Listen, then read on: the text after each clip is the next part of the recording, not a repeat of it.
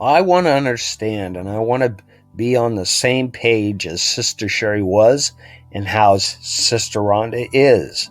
And this study shows how I do believe we're all on the same page now, and on the aspect of us being brought and called home.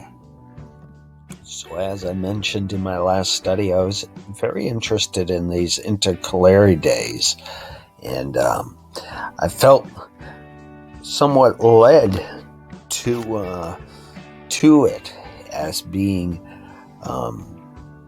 in the last study, the last day of the 10-day process that Sister Sherry had talked about. Now, I don't have "Thus saith the Lord" to me, but I do feel like I'm being led by a God. While getting all kinds of bits of information of past history and putting that into calendar dates and stuff, while getting all these pieces of the puzzle, I have to truly admit it. I'm having trouble with fitting the pieces together correctly. Maybe coming close at times, but still not fitting them correctly. I need help. And I think I might have received now that help from Sister Ronda. Thank you. As Sister Ronda just recently posted, I'm still led to the equinox time frame, unless that is when the Antichrist is presented, when Chaz said to flee immediately, and that kicks off the 10-day gathering period she spoke of. But my eyes are to remain on the 17th to the 23rd of September. Now, I did respond to that, and she hasn't seen it yet, I don't think. I said the true equinox on God's calendar, 9 parts as explained in my study, will be on the intercalary day of September 18th, the last day before the Feast of Trumpets on September 19th. Wondering if why you're saying to September 23rd is because of the Earth tilting now. I also explained how our timing last day coincides with the intercalary day, balanced scales of the moon and sun, black and white horses heading north, but yet it's all tied into tomorrow morning's birth sign in the sky. And here is that sign in the skies of September 11th, that match with Revelation 12:1, that reads, "And there appeared a great wonder in heaven, a woman clothed with the sun and the moon under her feet, and upon her head a crown of 12 stars." And this matches with Haggai 1, that talks about the 24th day of the 6th month, when they came and worked on the house of the Lord. Also Haggai 2:18 that says, "Consider now from this day and upward, from the 4th and 20th day of the 9th month, even from the day that the foundation of the Lord's temple was laid," which would have been that 24th day of the 6th month. Consider it. Even better yet, it also matches with Daniel 12:12. "Blessed is he that waiteth and cometh to the 1,305 days." As I referenced in a post that you do not count the days of mourning. So there's 7 days after Sister Sherry's death that we wouldn't have counted in the total of the 1335 days. And thus, this would bring us to September 11th also. Now notice in Revelation 12:2 it says, "And she being with child, travailing in birth, in pain to be delivered." Now notice that it doesn't say that she actually delivered it yet.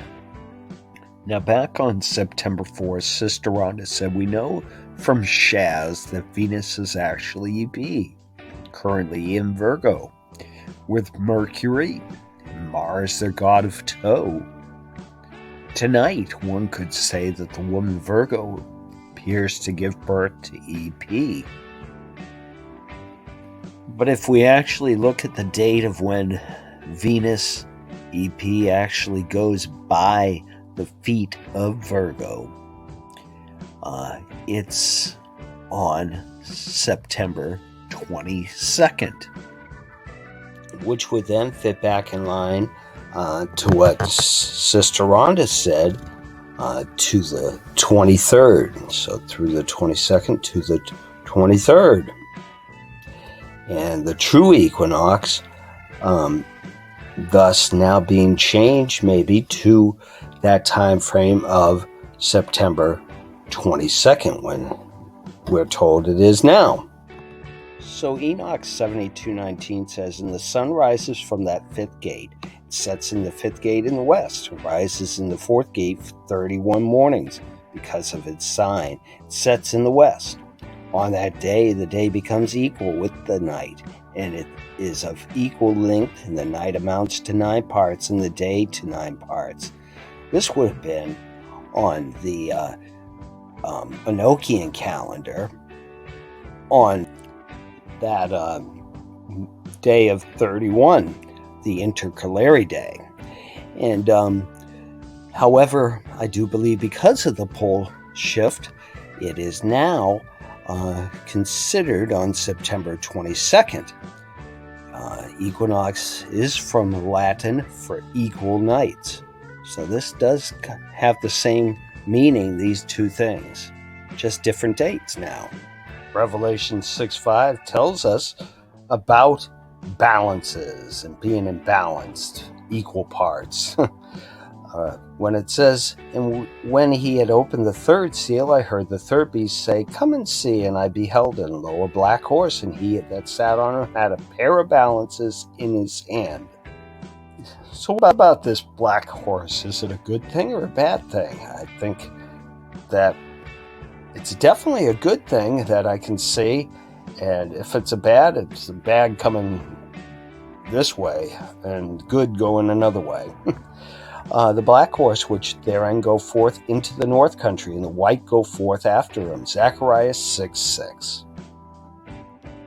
And then in verse 8 it says, "And cried he upon me, and spake unto me, and said, Behold, these that go towards the north country has quieted my spirit in the north country." So quieting Yahuwah's spirit sounds like a good thing. Now, before I go on continuing with the 22nd day of September, explaining from there on, let's go back to the 19th of September. The upcoming date will be the Feast of Trumpets. And, of course, Joel 2:1 says, "Sound an alarm in my holy mountain on that day. The day of the Lord is coming. Behold, it's at hand." And the very next day after the Feast of Trumpets is what they call a harvest moon. Yes, continued signs in the sky. September 20th, harvest moon. And this brings me back to what I've said in the past, Proverbs 7:19 and 20. "For the good man is not at home. He is gone on a long journey. He has taken a bag of money with him, and he will come home at the day appointed." The good man is Yahushua. And the day appointed is described by the Strong's Concordance, H3677, as full moon. So now let us try to place this piece of the puzzle here. Hosea 6:1-3. "Come and let us return unto the Lord. He is torn, he will heal us. He hath smitten, and he will bind us up. After 2 days he will revive us. In the third day he will raise us up. We will live in his sight. Then we shall know, if we follow on to know the Lord. His going forth is prepared as the morning, and he shall come unto us as the rain, as the later and former rain unto the earth. So now we're back to that 22nd day of September, which would be the third day, the fourth day of the seventh month on Yahuwah's calendar. And what day would that be? And this is a Sabbath day, a day in which Yahushua could be coming through that east gate. All the way through the day. Of course, that's when Sister Ronda also said through the 22nd. So now I want to go forward 10 days and then mention things going backwards just afterwards. So let's go forward 10 days from through the 22nd day of September, that fourth day of the seventh month. So why I first want to go forward 10 days is first because of what Sister Sherry said. She told us so for 10 days he's going to gather his people. We could see we could see some people missing for the next 10 days. I don't know. So it's going to be a process to remove all these people off the earth. Father told me it would take 10 days. It's been my thinking that just because this hasn't come about yet, that I don't think the process itself would have changed, and this will still be in effect. And so does Sister Ronda. And as a reminder, what she said, I'm still led to the equinox time frame unless that is when the Antichrist is presented. When Shez said to flee immediately, that kicks off the 10-day gathering period she spoke of. Now, going forward 10 days from the fourth day of the seventh month, September 22nd, would bring us to the end day of the 13th day of the seventh month, October 1st, which would be the festival of the first temple dedication, day number 6. And how we know this is from 1 Kings 8, 1-4, that says, Then Solomon assembled the elders of Israel, and all the heads of the tribes, the chief of the fathers of the children of Israel, unto King Solomon in Jerusalem, that they might bring up the ark of the covenant of the Lord out of the city of David, which is in Zion.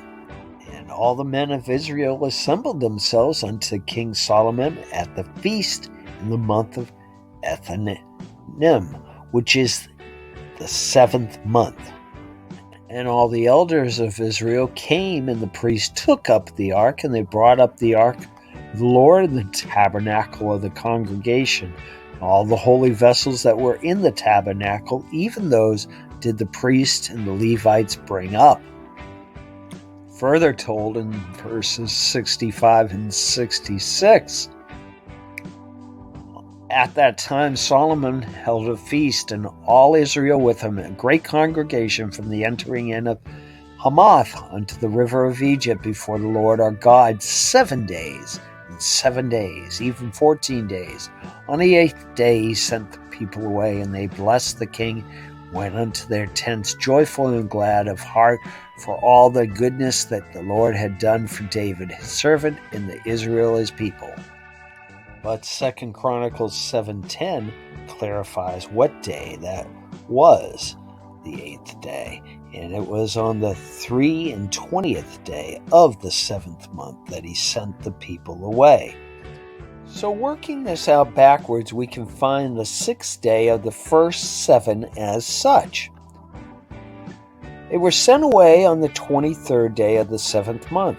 The addition, Leviticus 23:39, would be on the 22nd. 21st would be the last day of the second 7 mentioned.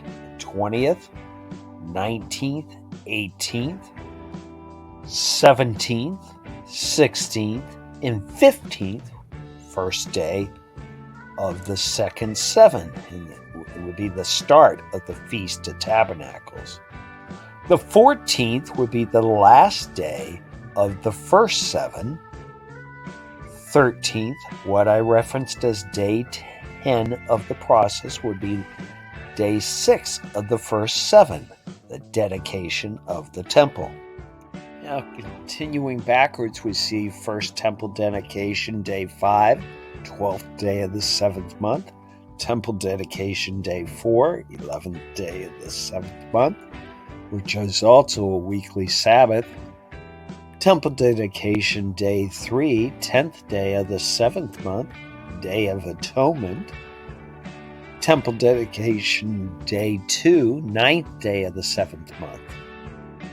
Temple dedication, day 1, 8th day of the 7th month. Nothing extra historically, 7th, 6th, and 5th day of the 7th month. And finally, back to the start day, 4th day of the 7th month. Now, I've shown you all the highlights during that time frame. Now, what about the day after everybody is gathered? On the 14th day of the 7th month of God's calendar, Ethanim. Of course, this would be the last day of the first temple's dedication.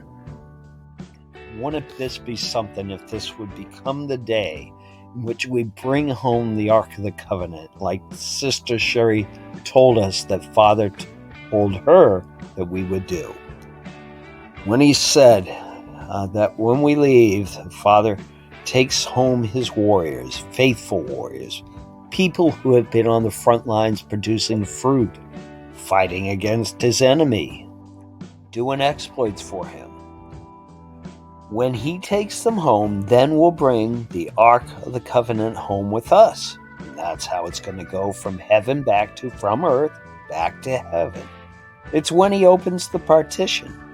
In Revelation 19, the Ark's sitting there. That's how it got there. We're going to bring it home to him. So it's very fitting that within the 10-day process, the anniversary dates of dedicating the temple, the first temple, would take place, while also fitting that the Day of Atonement falls within that 10-day time frame. Now, recently, Sister Ronda and I had a chat conversation where I asked her the question, do you think the pole flip comes at the same time as the locust? She said, yep, I always have. It just makes sense to me. The earth shakes before me, I said, as I was remembering a scripture. And then she said, but I don't want to say that for sure what's going to happen. It's just what I've always been felt led to. So then I found that scripture, Joel 2:10, the earth shall quake before them. Maybe it means not by them walking, but literally a pole flip before them. And then it says the heavens shall tremble, the sun and the moon shall be dark, and the stars shall withdraw their shining.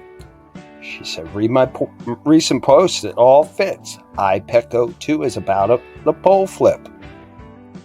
I then said, of course, if we're out of line because of the pole flip, that would make sense while the pole flip happened. And it's all about them coming in with and by Planet X. She said, Planet X is going to eclipse the sun at some point, is what I'm getting. And I said, if you really look at Joel 2, it makes sense that the 2 happenings would be together, because how could just giants on Earth cause the sun and moon to start to do those things alone? It has to be a combined happening. They're tall, but not that tall. So it has, and that makes all sense then. I said, yes, it does. Rescue mission for sure. I knew it was Dad. Laugh out loud. He was leading the entire time, she says. I wonder if it will fit into the 7 to 8 days of the Feast of Tabernacles. 7 to 8 days of the pole flip, I said. She said, they're coming in as we leave. We're passing each other, is what Shaz always said. 1,000 shall fall at thy side, 10,000 at thy right hand, but it shall not come nigh thee. Only with thy eyes shalt thou behold and see the reward of the wicked. Psalms 91, 7 and 8. Notice 7 and 8 again. 7 to 8 days. So the night of the 13th of the 7th month into the 14th day of the 7th month could be very interesting, as look what Enoch 60 says. In the year 500, in the 7th month, on the 14th day of the month, in the life of Enoch, in the same parable I saw the heaven of heavens was quaking and trembling with a mighty tremulous agitation, and the forces of Yahuwah, the Most High, in Malachim, 10,000 times a million, and 10 million times 10 million were agitated with great agitation. And the attendant of time was sitting on the throne of his splendor, surrounded by the Malachim and the righteous ones. Then a great trembling and fear seized me. And just so you know, Malachim is just another word for angels. And my loins and kidneys lost control, so I fell on my face. Then Michael sent another angel from among the Kodesh ones, and he raised me up. And when he raised me up, my spirit returned, for I had fainted because I could not withstand the sight of those forces, because heaven was stirred up and agitated itself. Then Michael said to me, "What have you seen that has so disturbed you? This day of mercy has lasted until today, and he has been merciful and long-suffering towards those that dwell upon the earth.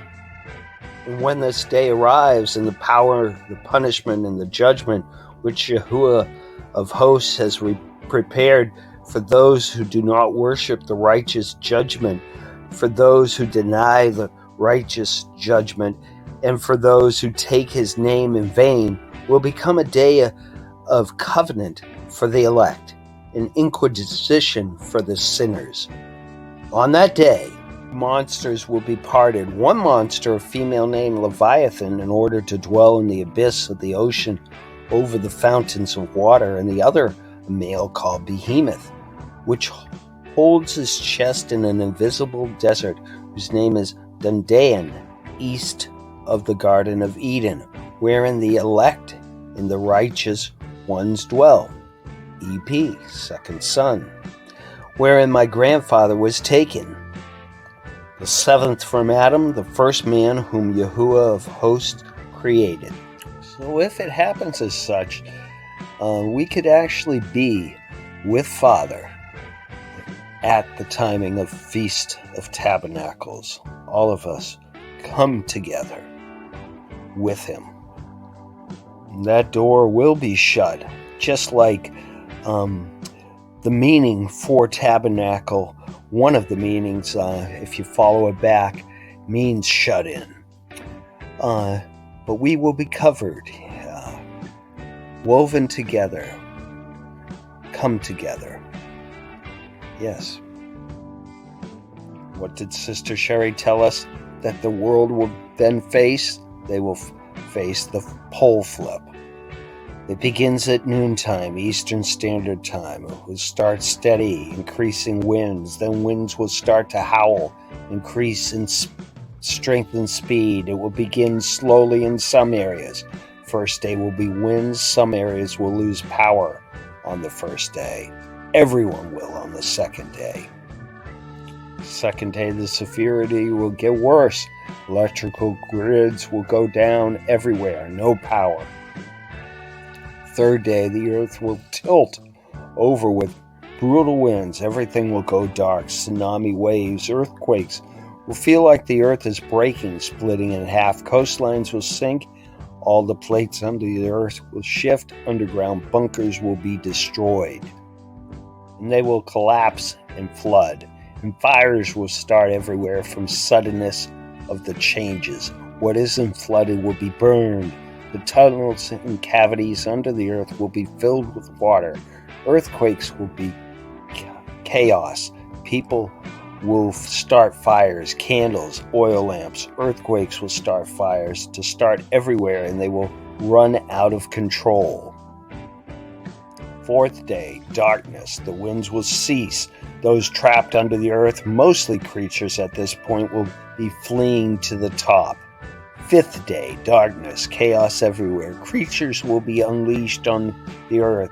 Those in containment will break free. Sixth day, partial darkness. The earth will begin to tilt back up, causing strong winds again. Seventh day, the light will return, winds will subside.